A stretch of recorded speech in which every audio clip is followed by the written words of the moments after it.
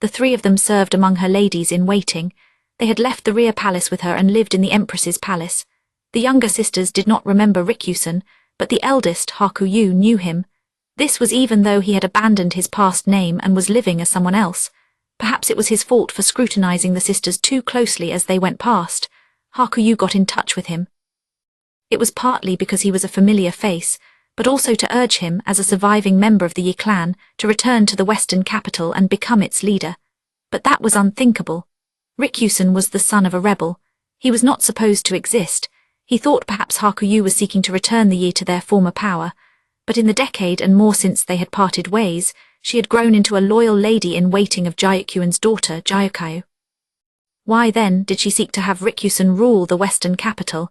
He was soon presented with the opportunity to find out.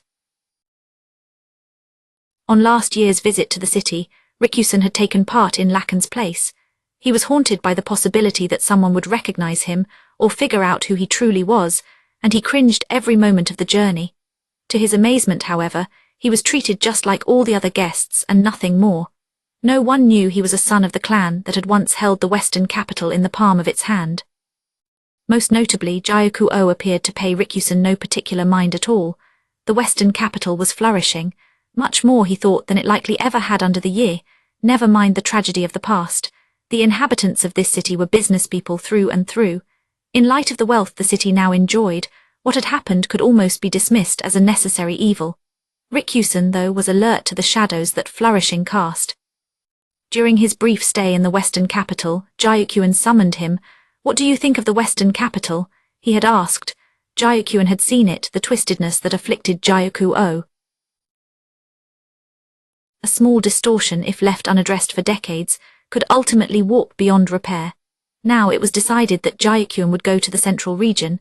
He was likely contemplating what Gyukuo would do without him to act as a check. Rikusen had known that Gyukuo was not worthy of trust. Gyukuen chose Rikusen to act as his check in the western capital. "Why don't you do something about him yourself?" Rikusen had demanded, adopting a vehement tone he hadn't used in more than 10 years. He had sworn to himself he wouldn't speak that way again after becoming Rikusen.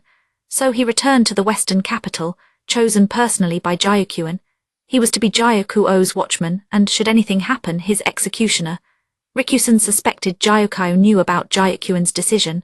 She sent letters to him via Hakuyu, always using pigeons. He had sweated while the imperial younger brother tried to find out how the bandits were communicating.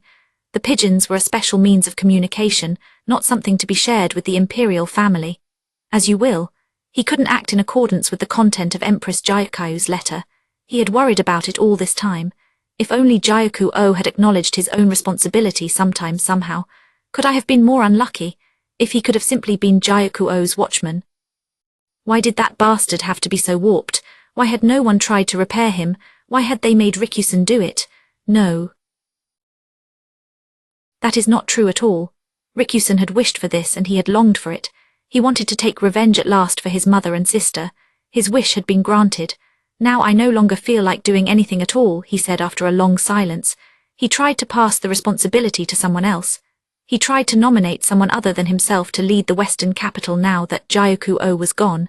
In a time of peace there might have been a few takers.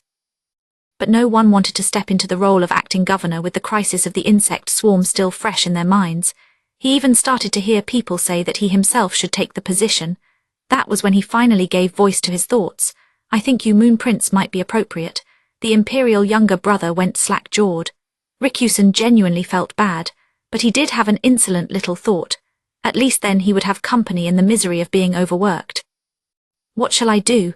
Rikusen was well and truly burned out. He could summon no desire to do anything. He even tried to push the things he didn't want to do onto other people. In fact, he was ducking work at that very moment, reclining in the branches of a tree. The purpose for which he had lived for more than 10 years was gone. This left a yawning emptiness in its place. It would not have been surprising had he simply died. What Rikusen had done was unforgivable. But at the same time, they had lost their chance to punish him. It was cruel and mean and dirty. Rikusen found his own existence repulsive and hideous. Sunlight peeked among the leaves and small birds fluttered through the air. Birds, when he saw them gliding effortlessly through the sky, it brought back memories. He remembered a time when he had believed that he would become the wind. When the day came for his coming-of-age ceremony, he would put on the embroidered outfit. Then he might become a merchant or a sailor or journey somewhere far away. Back then so many grand dreams were there for him. Far away that might be good, he thought as he climbed down from the tree. He wanted to go somewhere there was no one else, live a wandering life and finally fall dead in the field somewhere. Suddenly he thought he heard a voice. "No, Yukar." Rikusen looked around, but there was no one there, just the wind blowing and the birds flying. "Aren't you going to do something for the Western capital?" He was just hearing things. The wind and the birdsong had somehow sounded like a young woman's voice. Nonetheless, he said as if in answer, "Must I labor on, elder sister?" The wind gusted a great cry. "Ha ha ha, now you're just being mean." Rikusen laughed and lay down on the ground. The sky spread above him, wide and blue, and the breeze felt lovely on his skin. That journey would have to wait. He could go after life had returned to the Western capital, after people once again greeted each other with a smile as they passed by, all to give his mother and sister what they had wished for. For them, he could toil for a little longer.